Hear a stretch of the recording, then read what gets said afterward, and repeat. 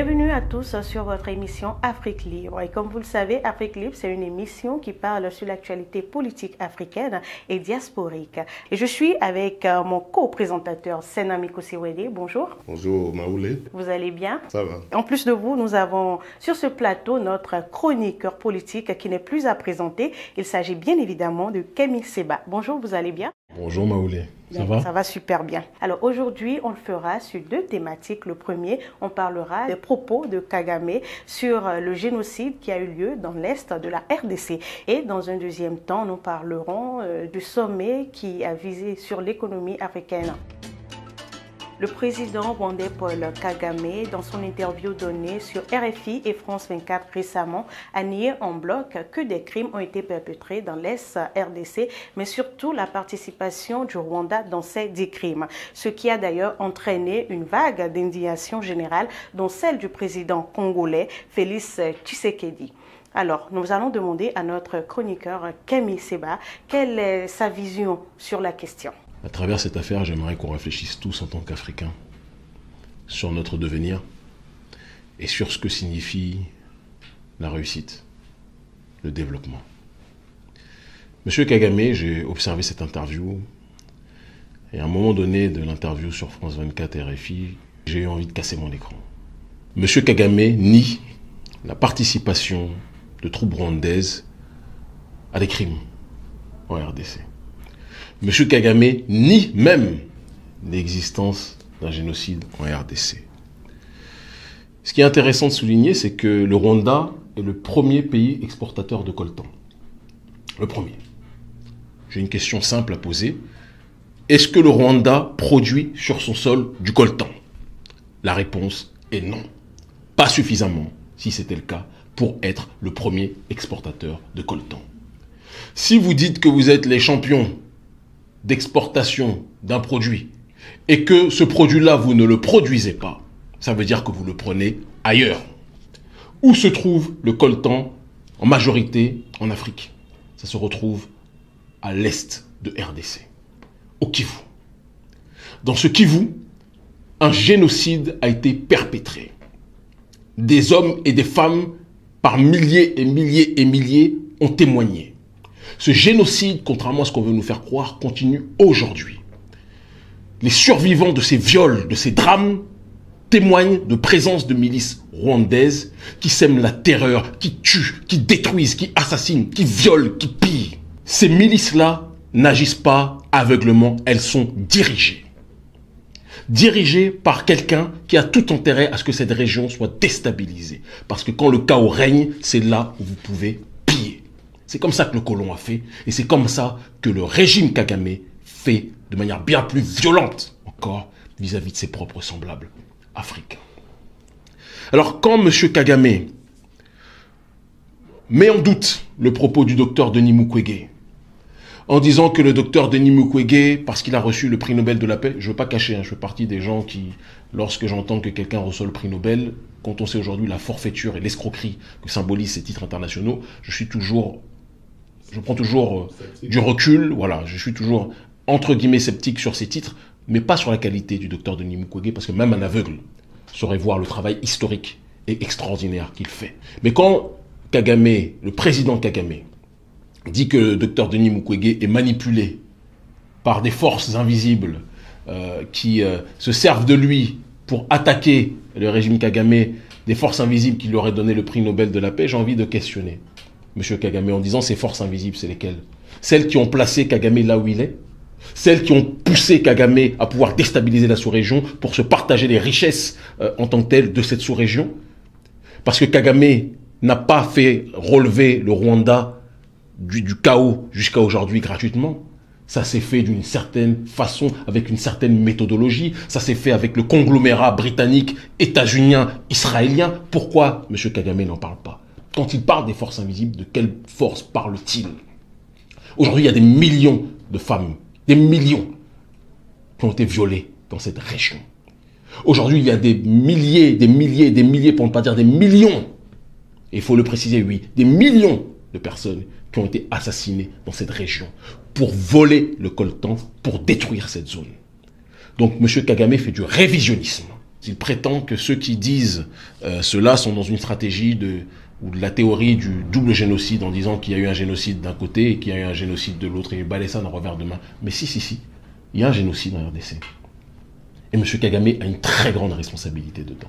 Et c'est pour ça, ma chère Mawele, comprenez-le, ne le prenez pas mal, mais quand on dit que le président de RDC, Félix Tshisekedi, a réagi, je suis désolé, il a réagi avec une très grande timidité, une très grande tiédeur. Et nous le savons, je le connais un peu, je sais qu'il est beaucoup plus opposé que cela, officieusement, à ce qui se passe en RDC, d'accord, par rapport à la prédation de l'oligarchie, je dis bien l'oligarchie rwandaise et non pas de tous les Rwandais aussi, on y reviendra peut-être tout à l'heure, mais il est confronté au poids géostratégique qu'a le Rwanda dans cette sous-région. Mais je dis, en tant que panafricaniste, on ne peut pas prôner le développement en assassinant, en violant, en détruisant ses semblables africains. Ce que Kagame représente à l'échelle africaine, quand j'entends des prétendus penseurs africains, des prétendus responsables politiques africains chanter les louanges de Kagame en disant que Kagame est un grand, Kagame est un géant, alors que c'est un des plus grands oppresseurs vis-à-vis de son peuple. Il faut voir comment le prolétariat rwandais est traité d'un côté, et il faut voir ce qu'il fait en RDC. Kagame est un cauchemar pour les Africains lucides. Un criminel politique, je le dis et je l'assume. Et j'espère qu'un jour il sera traîné devant les tribunaux pour le chaos qu'il fait opérer actuellement et depuis un certain nombre d'années en RDC. Tant qu'on ne dit pas les choses avec vérité, je sais que je vais risquer des choses en disant ça, mais il faut qu'on ait le courage de le dire. Vous parlez de développement matériel, vous tuez les gens. Qu'est-ce que vous voulez créer? Une société civilisée ou un cimetière? À un moment donné, il faut s'interroger sur la situation que connaît cette région, sans quoi on ne pourra jamais avancer. Un pays qui ne produit pas le coltan, mais qui est le premier exportateur de coltan. De l'autre côté, le pays voisin qui est complètement détruit à l'est, détruit par la malgouvernance aussi congolaise, entretenue par l'oligarchie rwandaise, disons-le, et par la corruption congolaise. Ces choses-là doivent changer.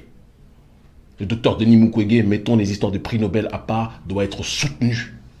Et aucun panafricaniste digne de ce nom ne devra avoir le toupet de citer Kagame en exemple, parce que le développement du Rwanda n'est pas le développement génial, matériel de quelqu'un qui bosse pour bosser, c'est quelqu'un qui a été soutenu par toute l'oligarchie occidentale pour que ce pays soit le laboratoire de la déstabilisation de la sous-région, de la destruction de l'Est du Congo.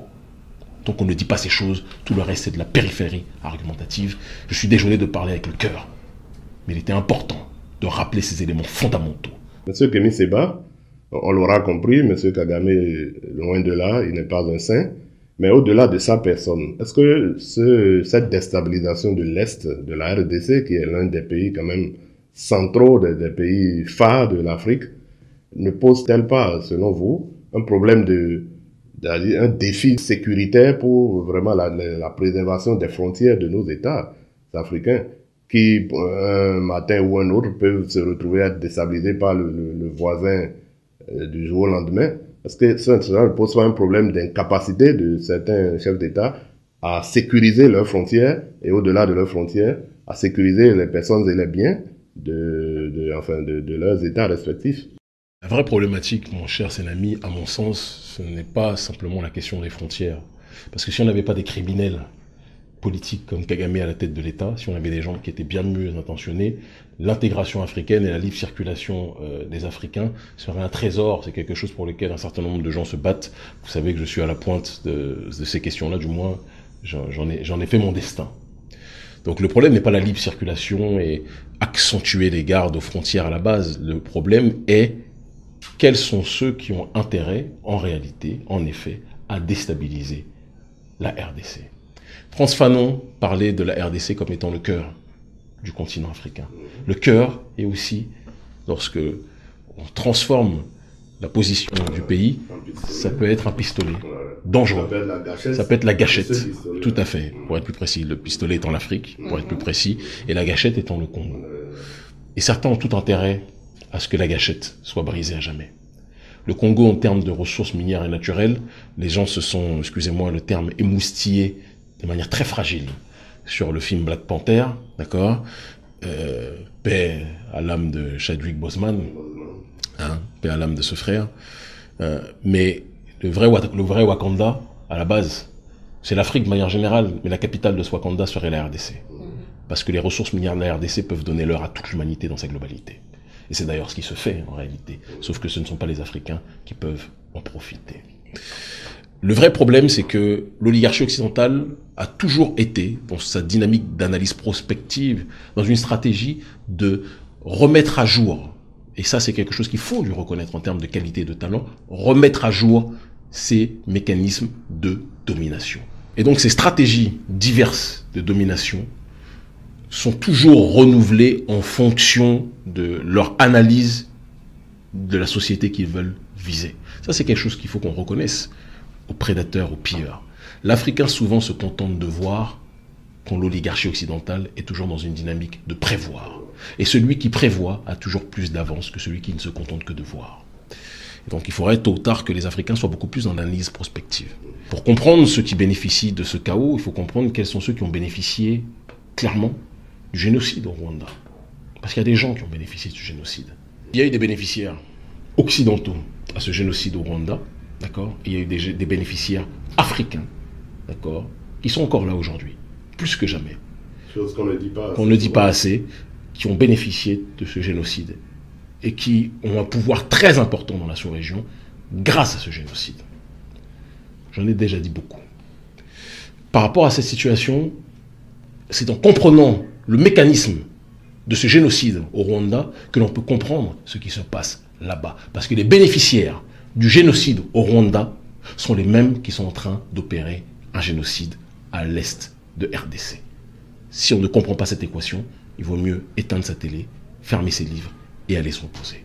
Une civilisation est détruite par l'extérieur que si elle est rongée de l'intérieur. Si l'oligarchie occidentale réussit à déstabiliser cette zone, c'est parce qu'elle a des traîtres et des criminels africains qui sont contents de jouer ce rôle. Et donc, nous autres, de cette jeunesse africaine, on doit arrêter, dès qu'on entend parler parfois de développement, dès qu'on entend parler de miracles rwandais, etc., de dire oui, c'est comme ça, c'est de ça dont on devrait s'inspirer. Parce que la manière dont le Rwanda s'est développé n'est pas une manière que je recommanderais pour quelconque pays africain.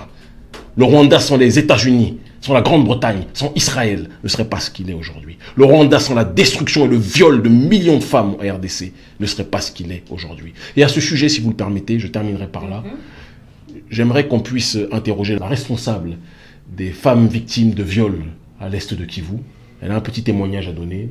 Ma sœur, si vous nous entendez, bonjour. Est-ce que vous pouvez réagir sur les propos du président rwandais Paul Kagame, qui nie la présence de forces militaires rwandaises en RDC, d'accord, à l'est de RDC au Kivu, et qui nie même l'existence d'un génocide. Est-ce que vous pouvez, s'il vous plaît, vous prononcer sur cette question? Bonjour, monsieur Kemi Seba. En fait, le propos du président Kagame, c'est une humiliation de plus pour toutes les femmes violées comme moi à l'est de la République démocratique du Congo. Dire que les militaires rwandais n'ont jamais foulé leurs pieds à l'est du pays, c'est vouloir nier la vérité. Qui a tué les personnes à Katogota? Le massacre de Katogota, qui a tué 2 personnes, qui a enterré les femmes vivantes à Kasika, qui a enterré les femmes vivantes à Mwenga, qui ont violé les femmes, qui ont subi la même chose en 2004 à Bukavu, dans la ville de Bukavu. Je pense que ces propos viennent remuer la plaie des nous survivants de violences sexuelles, parce que jusque-là, on n'a jamais obtenu justice, jusque-là, on n'a jamais été reconnu. Et je pense que c'est le moment que l'État congolais puisse prendre ses responsabilités à main et que sincèrement, il puisse se prendre en charge, quoi. Moi, je pense que c'est pas seulement l'humiliation de nous en tant que victimes de ces atrocités, mais c'est en même temps une grande humiliation pour le gouvernement congolais. Et donc, comme vous l'entendez, cette dame confirme les choses que nous savions. Elle a vécu, elle a été violée, elle est la responsable, la représentante d'un certain nombre de femmes qui ont été violées, ce sont évidemment des milices rwandaises, évidemment des militaires rwandais qui contribuent à effectuer ces exactions. Et donc je le dis et je le répète, Kagame n'est pas... J'étais beaucoup dans la retenue auparavant. Je le critiquais, tout le monde le sait, depuis de nombreuses années. Mais ce qui s'est passé là, il a dépassé les limites de l'acceptable. Kagame est un ennemi de ceux qui veulent la paix et la stabilité en Afrique. Le développement en assassinant ceux autour de vous, ce n'est pas du développement. Et c'est quelque chose qui, tôt ou tard, devra trouver rétribution. On bondit à présent sur la deuxième thématique. Un certain nombre de dirigeants africains se sont réunis ce mardi 18 mai pour un sommet à Paris sur invitation du président français Emmanuel Macron visant la relance de l'économie africaine qui, à en croire l'initiateur du dit sommet, aurait été durement frappé par la crise du Covid-19. Vérité ou élucubration, notre chroniqueur attitré Kemi Seba nous édifiera amplement sur la question. Alors Kemi Seba, qu'est-ce que vous en pensez de ce sommet économique? Alors ma chère Maoulé, mon cher Sénami, on ne peut pas parler du sommet de l'économie africaine à Paris sans parler de ce que revêt en termes de connotation politique ce sommet. En sciences politiques, on parle d'un principe vieux comme le monde dès lors que l'on analyse les actions occidentales hors de leur zone d'influence initiale. Et donc leur rapport vis-à-vis des autres peuples, on parle souvent de l'impérialisme de la vertu. L'impérialisme, c'est la prédation, la domination, le pillage. La vertu, c'est donc, si on juxtapose ce deuxième terme au premier, c'est donc agir comme un prédateur, mais se présenter comme un sauveur. C'est la démarche caractéristique de l'organisateur de ce sommet de l'économie africaine, qui est notre cher ami Emmanuel Macron, qui dit qu'il veut sauver les populations africaines qui souffrent du Covid, ce qui est assez intéressant quand on sait que les pays les plus touchés par ce Covid ont été très clairement les nations occidentales. Emmanuel Macron n'a pas été capable de régler la crise en France. Le degré de détestation du président Macron par rapport à la gestion de la crise en France bat des records. Mais ce même Macron veut sauver des gens qui ne lui ont rien demandé, d'accord, et se présente donc comme le sauveur de ces populations égarées que seraient les populations africaines. Donc il est important de préciser que sur 54 chefs d'État, simplement 18 sont venus. Ce qui sous-entend quand même que malgré toutes les critiques qu'on peut apporter à bon nombre de dirigeants africains, une grande partie commence à se dire que la France, qui n'arrive pas à se sauver elle-même, ne peut pas avoir l'arrogance de venir donner des leçons au reste des pays africains. Ça, c'est un premier point important. L'autre point, c'est que derrière la stratégie de Macron se cache un mécanisme particulier, mais qui en même temps a été tellement usité par l'oligarchie d'Occident, qu'il est important que la population africaine puisse l'intégrer complètement, et donc par conséquent, voir de loin venir les forces prédatrices occidentales vis-à-vis de leur rapport aux Africains. On parle de dette, on parle de la possibilité d'offrir les DTS, ce qu'on appelle les droits de tirage spéciaux, qui sont l'équivalent d'une planche à billets offerte, entre guillemets, par le FMI aux populations africaines, ou du moins aux dirigeants africains, soyons aussi précis. Donc on parle de 650 milliards de dollars alloués à travers ces DTS, entre guillemets, pour le monde. Et quand on parle de monde, on sait très bien qu'une minorité pense représenter le monde. Et de 33, voire 34 milliards, tout dépend des différents chiffres qui ont été énoncés, d'accord, qui sont alloués aux Africains. Donc, quand Macron parle du fait d'aider l'Afrique, sur 650 milliards, 33 milliards sont alloués aux Africains, assez intéressant. On est un détail de l'histoire en réalité. Et c'est pas plus mal parce que tout ce qui vient du FMI n'est pas un cadeau. Et de l'autre côté, il est important aussi de préciser que quand ces DTS sont alloués à la population africaine ou aux États africains, en réalité, à travers ce prêt, les dirigeants ont l'obligation, c'est tacite, mais c'est compris de tous, d'acheter la production émanant des nations qui, via le FMI, offrent ces DTS. Vous comprenez? Et donc, on parle du fait qu'on aide l'Afrique, mais en réalité, on force les nations africaines à acheter systématiquement des produits qui pourtant sont produits localement, mais à les chercher à l'extérieur de nos propres nations. Ce qui accentue la dépendance, puisque comme le disait Sankara, une nation ne peut être libre qu'à partir du moment où elle est capable de pouvoir vivre de sa propre production.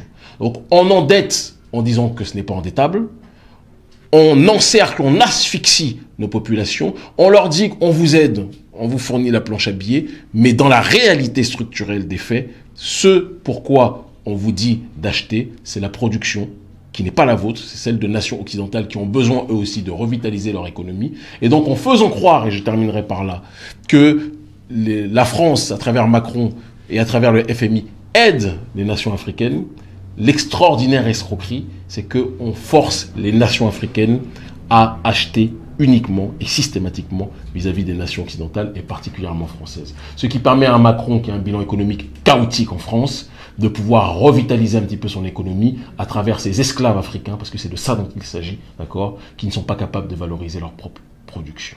Alors, est-ce que cela veut dire que ces présidents africains qui ont été présents lors de ce sommet économique n'ont pas eu cette vision des choses, leur comportement face à ce sommet, qu'est-ce que vous en pensez réellement? Très clairement, leur comportement est dans le continuum, dans la continuité de ce qui a été pendant trop longtemps effectué par nos dirigeants vis-à-vis de l'élite française. Il y a un syndrome de Stockholm réel, qu'il faut noter, qui est sans doute lié aussi aux accords de coopération, entre autres, et qui pousse nos présidents, nos dirigeants, une partie d'entre eux en tout cas, notamment les francophones, beaucoup plus régulièrement, à ne voir le monde qu'à travers la lorgnière de la France. Et ils oblitèrent le fait qu'à travers la lorgnière de la France, il y a la réalité de la souffrance de nos populations, puisque la puissance néocoloniale la plus grande à l'heure actuelle sur le continent africain, qu'on le veuille ou pas, c'est la France. Et sur un certain nombre de sujets, une sorte de strangulation par le terrain économique à travers le franc CFA, à travers les bases militaires, à travers la politique de prétendue coopération qui aura été une politique de cooptation. On se retrouve dans une situation où aujourd'hui, n'importe quel dirigeant lucide comprendrait que la France est une pieuvre et non pas un ami. Malheureusement, on a des dirigeants qui ont aussi un certain nombre d'avantages à travers justement cette collaboration, cooptation avec la France. Et ceux qui sont simplement désavantagés, c'est la majorité de la population, le prolétariat africain. Au-delà de la France, est-ce que vous ne pensez pas que les pays africains également ont quand même néanmoins besoin de financer leur développement? Et je disais donc au-delà de la France, ont besoin d'institutions de Bretton Woods telles que le FMI, le Fonds monétaire international, pour leur allouer des sous afin de financer leur développement. Et d'ailleurs, les pays développés, dont la France, recourent aussi à ce même FMI pour le financement de son développement. Et on parle aussi d'un diagnostic de 2,1% du PIB africain qui aurait connu de recul suite à la crise de Covid-19. Donc, est-ce que la France mise hors du jeu? Est-ce qu'il n'y a pas un réel besoin de financement, de développement de l'économie africaine qui ne saurait venir que d'institutions telles que le FMI? Thomas Sankara répondait de la plus belle des manières en disant que les accords de Bretton Woods qui ont entraîné justement la création du FMI et d'un certain nombre de structures internationales ont été effectués pour pouvoir être dans une dynamique de donner la sensation, comme je l'ai énoncé auparavant, d'aider les populations pauvres, alors qu'en réalité, à travers cette pseudo-aide, il y a le processus du surendettement et de la dépendance économique effectuée vis-à-vis de la production des nations qui sont les nations qui, quelque part, orientent la politique du FMI. Le FMI n'est que la résultante de ce qui s'est passé après la guerre mondiale. Cette guerre mondiale a donné des vainqueurs. Parmi ces vainqueurs, il n'y avait pas d'Africains. On dit toujours que main qui donne, main qui dirige. Ceux qui ont contribué au FMI, ce sont les nations occidentales. Les nations occidentales se sont débrouillées pour que, et on en revient à ce processus de l'impérialisme de la vertu, et c'est très important que nos téléspectateurs l'entendent, qui permet justement que, à travers ce genre d'organisme où on donne la sensation d'aider, on pousse les nations africaines à ne, quelque part, consommer qu'à travers les nations financières de ces institutions internationales, notamment le Fonds monétaire international.